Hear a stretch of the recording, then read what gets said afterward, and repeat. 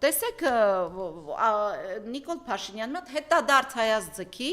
քո Արարատ Միրզոյանը ասում էր ինձ ապառիկ չեն տալիս, որ պիլեսոս թե հեռուստացույց գնեմ։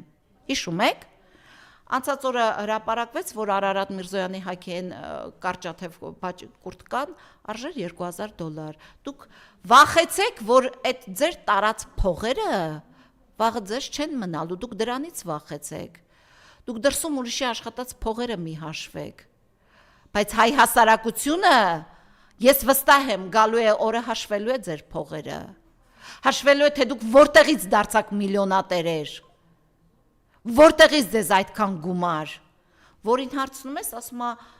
վարկով, հիպոթեկով, չգիտես ինչով եւ այլն, 3, 4, 5, 6 տուն եք գնել։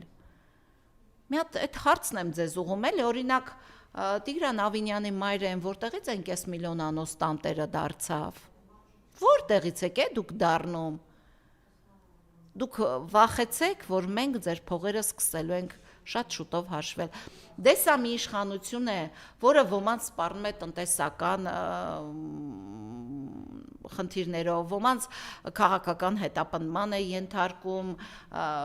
ինչքան ժամանակ է, չէ, քրեական գործեր է կարում, էս է անում, այն է անում, ասում է գեներալ Արշակ Կարապետյանը, էս է արել, այն է արել, բա որտեղ եք ապացուցելու, ոնց եք ապացուցում, բա։ Դուք նույն հաշվով ասում եք 11000 դասալիկ կա։ Դուք հայ ժողովրդին նվաստացնելու լավագույն օրինակն եք, այն ինչը չէր կարող այս տարիների ընթացքում անել թուրքը կամ ադրբեջանցին, դուք դա շատ հանգիստ անում եք, շատ հանգիստ։ Դրա համար եմ ասում, սիրելի ժողովուրդ,